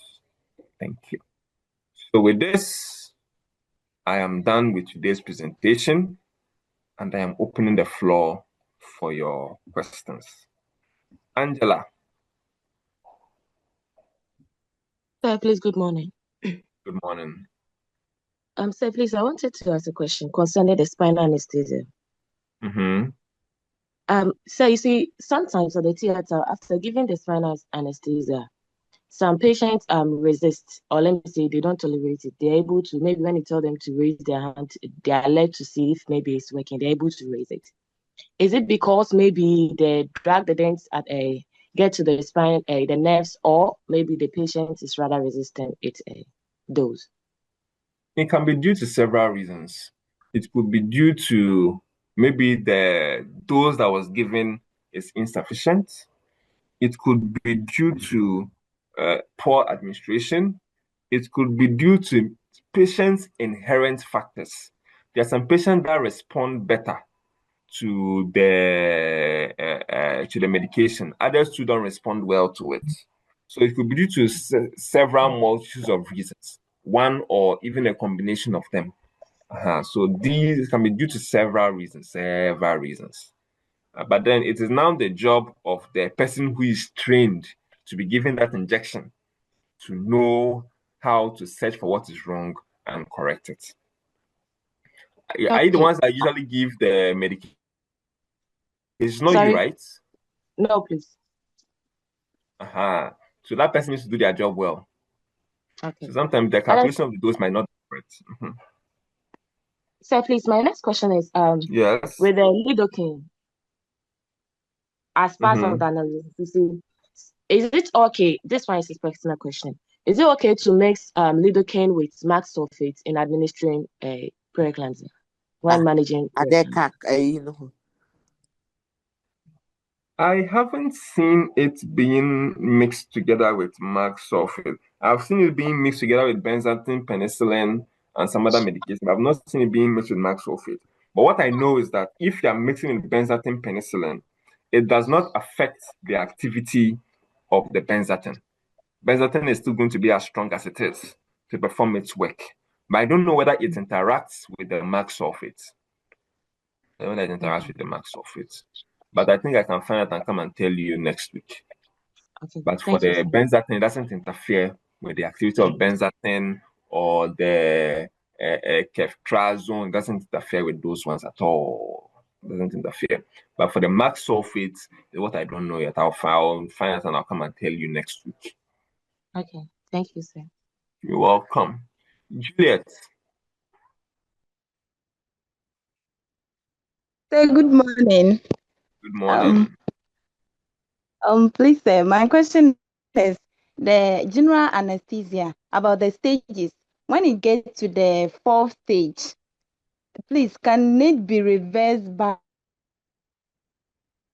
Can it be reversed back? It is possible to get it reversed. Stage. And when do we give general anesthesia? Okay. I can hear you. He's the one that is going to make sure that he's able to reverse it. Then when it comes to when to give the network, when it comes to when to use the general anesthesia, it depends on the type of procedure you're going to be doing. If it's a major procedure, you will definitely need to be using a general anesthesia. If it's a major procedure, you have to use the general. But if it's a small procedure, maybe local can even be fine. So for the overdose, if you give overdose, can you reverse it? It is possible to reverse, but it needs to be timely. It needs to be timely. Okay. Belinda. Okay, sir. And another one, please. Say the acetaminophen, that is paracetamol. Can it be given in hepatitis B and the C clients? Hepatitis B and the C patient, can you give paracetamol? Ideally, no, because those disease conditions affect the liver and can damage the liver. So if you're going to add paracetamol to it, you can further damage the person's liver. So we tend to avoid its use in hepatitis B and C patients. Okay, sir. Thank you.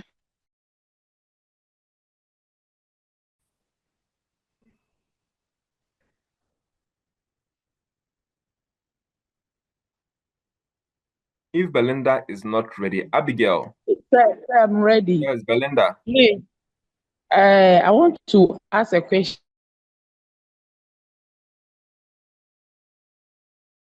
Yeah, but when I revived, I saw that I read the notes they made on my bedside, and I realized that my BP, I don't know if it was after the procedure or within the procedure, I was getting 50, 30, 40, 20, and the past 15.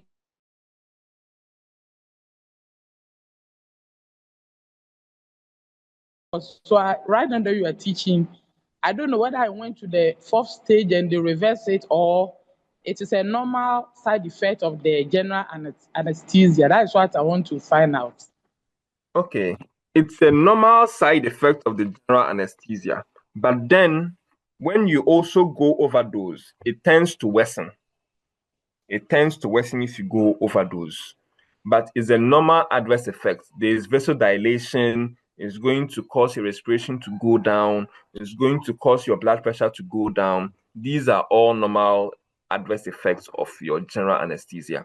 But if you should give overdose, those adverse effects worsen. So you could be in the third stage and still experience all those other things. That is why it's important for them to monitoring your vitals. Okay, sir.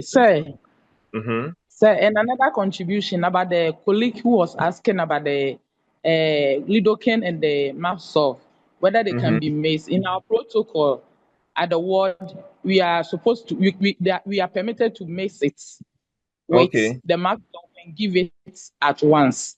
So that is what we have been doing, or we have been practicing for this time. So it is allowed. When do you start using it as the protocol? When did it become the protocol? Is it recently? Oh, ever since I came into practice, we have been doing that. You've been mixing it. So I don't know when it started. Yeah. I know the drug, the lidocaine doesn't affect the benzatins, but for the max of it, I wasn't so sure. But max of it can be a painful injection. It's very painful, say. So when you give the lidocaine, it's able to numb the area and reduce the pain for the patient. So I understand why it is being used. It can be a very, very painful injection. The ones I've not seen somebody being given the max sulfate, but I've seen the benzathine penicillin, and I've seen grown men cry. I have seen adult men with abodrisse and macho men that as if they've been gymming all their lives. And I've seen them cry. I have seen someone almost faint. A grown man, macho man, almost faint from benzathine penicillin. So it's a very painful medication. So I think to resolve all these things, that is why we are now adding the lidocaine. But I still know that some certain facilities that are not including the benzathine they're not including lidocaine in the benzathine. Yes. They're still giving it raw. And then my question to them is, do you like seeing men cry? Most of the time. Is it that you like seeing men cry, or is it wickedness? Which one is which, madams? Which one is which? Sir, please. Say the truth. Say the truth. Sir, please, let me talk. As for me, it is only today that I've even learned this knowledge. I didn't know you can even add the lidocaine together with the benzathine and give. So I didn't have that knowledge. That is why I have been doing that without the lidocaine. But from today, I've changed. Please change, because the men you're making cry in the when they're coming for even a second dose, they are afraid. So you don't come again. You don't come again. Just take 3 doses. Men must cry. As a man, why must you be happy? A man must Sir, cry. please. Sir, please, my question. I have the last question, sir. But please, wait, let me finish with the benzathine. If you are mixing the benzathine with the lidocaine, you are preparing 10 mils. You can use 2 to 3 mils of the lidocaine and top up with 7 mils or 8 mils of water.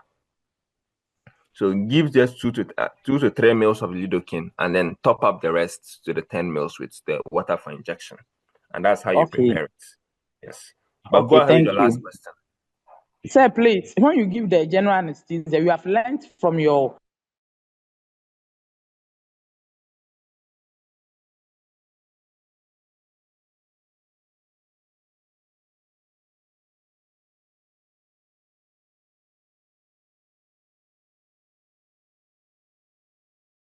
dreaming that you are somewhere or something like that. So which part of the brain is active during that time?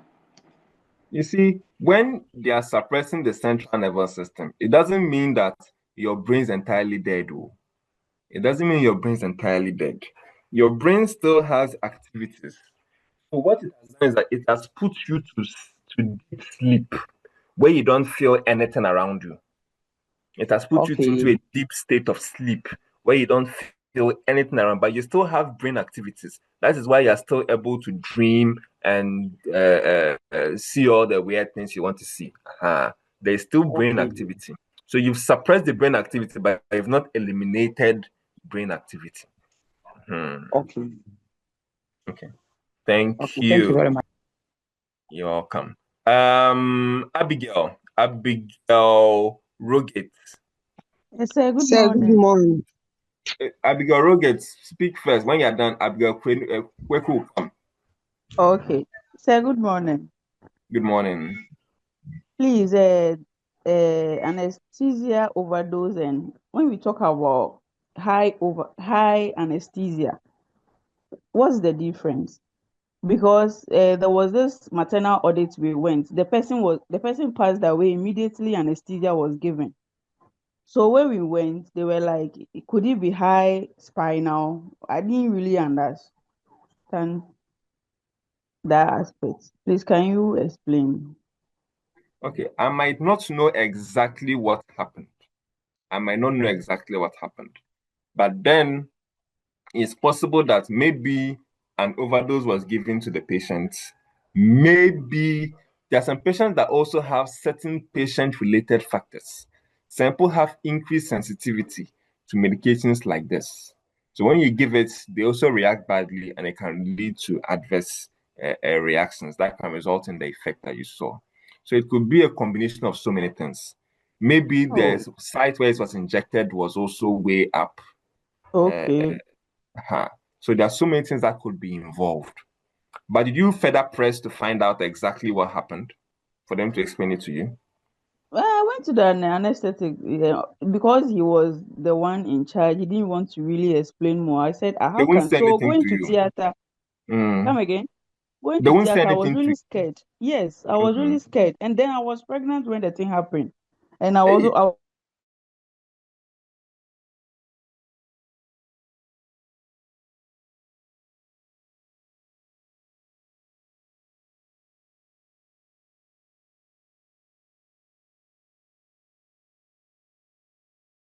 before I realized I can't move my legs and those. But actually, it was so traumatizing because immediately I was the one going to receive the baby. Immediately they gave her the anesthesia. Hey, she felt unconscious. They were calling her. She was not responding. Before we realized CPR and things, she was gone. Cry. They couldn't even remove the baby. Oh. You see, anesthesia is a very delicate field. That is why if you have not been trained, you are not supposed to even venture near it.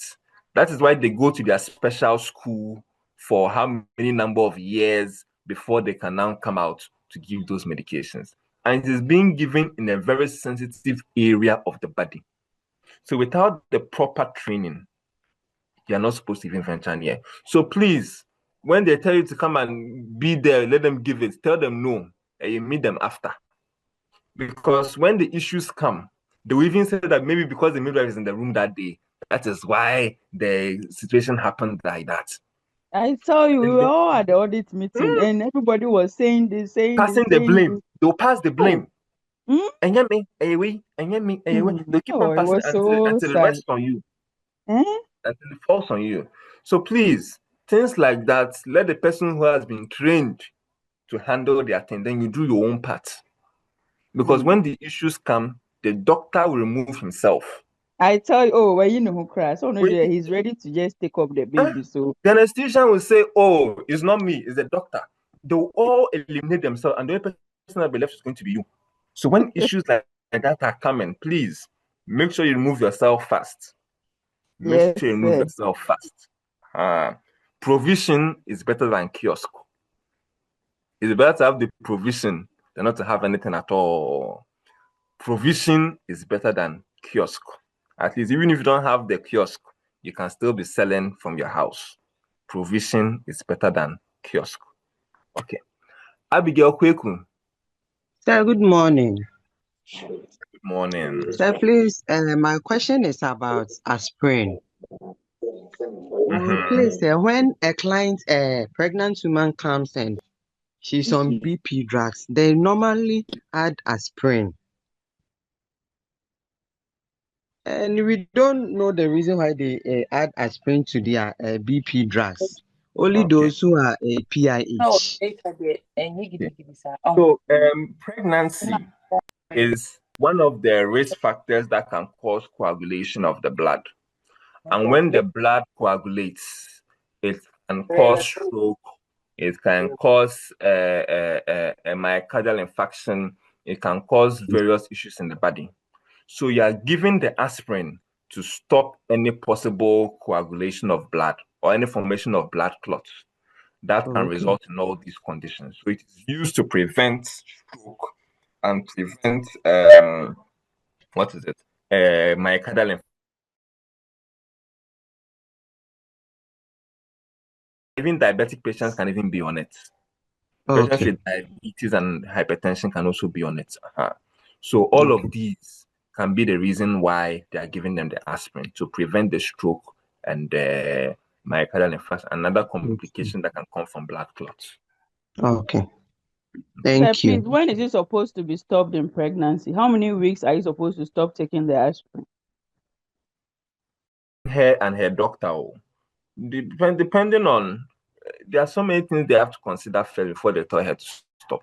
Maybe she has other risk factors that will have to make her prolong the use of the drug. So there are so many things that need to be looked into before you can tell her to stop.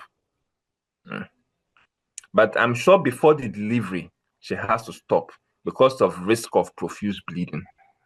Because if she's doing CS and she's on the aspirin, there can be profuse bleeding that will refuse to clot. So she needs to. I'm a typical example. They didn't make me stop taking it. And my CS was booked at 7+4. The way I bled during, I'm telling you. That's why I'm asking. It was after that they were saying that I was supposed to stop taking it at 32 weeks. But I took it did not try. I was transfused 3 units. These doctors, they are forcing bad. Hey. Then you see that's the thing there. Better monitoring. We don't monitor our patients well. We don't monitor our patients well. We don't monitor our patients because if they did monitoring well, they would have told you when to stop. When you knew that your date was almost due. Yes, they would have told you to stop. So that the medication will leave your system and then they'll just manage you until you're able to deliver. If not, when you're doing the CS or this thing, you bleed, it never stop. It wasn't easy, only God. Wow. Then we are lucky to still have you. Yami Adom. You are here to come and meet me and give guidance to your money. Sir, please, good morning. Yes, good morning, Abiba. Sir, please, sir, I wanted to plead with you. The time you were doing the pain transfer to the system, no, my network, I didn't.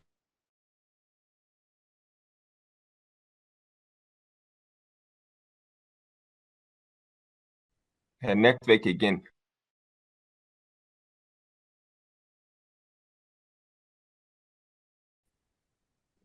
Hello.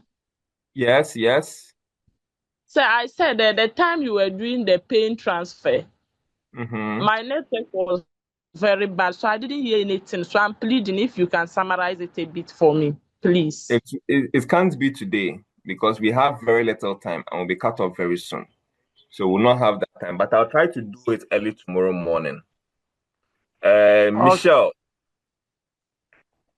Sir, please, with the spinal anesthesia, I was asking if the woman receiving the anesthesia would have a long-term effect, like at the site where the anesthesia was given, like when she is sitting, she would have pain at the site where it was given. Well, as for the pain, it's normal to have pain at the site of administration. However, I don't think anyway, people are different. There are some people that will wake up, they will not feel anything. The pain will be there for maybe a couple of days and then they are fine. But for the others too, I've heard that some of their pain linger for a long time. I don't know what is causing the difference. It might be patient-specific factors, but I've heard that some people's own, it takes a long time before the pain completely goes away. But I can't tell what is causing those differences. Okay, sir, so it's normal for you to feel the pain. Wears off. They have put injection into your back, and they have press your spine and things. It's normal for you to feel pain. It is injection that they've poured inside you. So it's normal to feel pain. And they've even passed through some bones to ward you the injection. It's normal to feel pain. But then after the procedure, how long do you feel the pain? That's where the issue now is. There's people that feel their pain sometimes even for months. They are still experiencing the pain. And I wonder why it is still lingering that long. But I don't know exactly why it is happening that way. But it's normal to feel pain in initial stages. After the medication has worn off, it's normal. No, not in the initial stages. I mean, after years. Yeah, as for years in the chair, it's too long. It's too long. Years is too long. It's too long to still feel pain. But I don't know exactly why it's happening. I've heard some people complain of such pains, but others too, they don't complain. They say that after the procedure, after a few days, they were okay. I don't know what is causing the difference in the duration of the pain. I don't know. It could be patient factors. It could be who did the administration. Maybe the technique that they used. It could be so many things, but I can't tell exactly what. Does anybody have an idea of what could be causing it? It seems everybody's also as lost as we are. Okay. So, Michelle, I can't answer the question, unfortunately. I don't know the answer. Jafar. Why is Jafar in class? Shouldn't she be eating salad chicken? Sir, good morning. Good morning, Jafar. Explain yourself. Oh, sir, yesterday I celebrated my yesterday. Okay. Sir, please, it's about the analgesics, the para. You said it's contraindicated.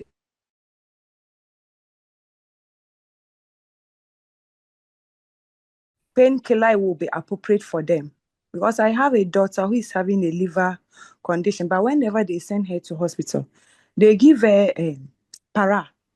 So when was that? I was having that kind of discussion with my sister about it because I know she's not supposed to be taking para. Okay. But anytime they send her with maybe fever or maybe head, like whatever, they always add the para to her medication. Okay. Sometimes they look at the stage of the condition itself. Maybe her liver issue is only mild. So they don't expect it to cause much problem in her. And then because they are using it for only a short duration of time, at most 3 days, 5 days, they are comfortable giving it. Maybe that is why. So it could be that her liver condition is not so severe, it could be mild. And then the para that are giving her is only for a short duration. So, and then they believe she can tolerate it. So this could be reasons why they are still giving it to her. Yeah, But please, if it her was own very is normal though.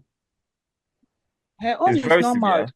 It's severe. They are even requesting for transplants. Wow.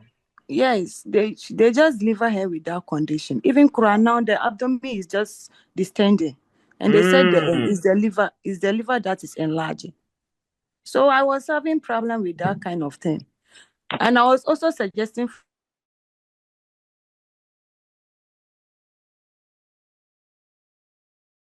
anytime she has that.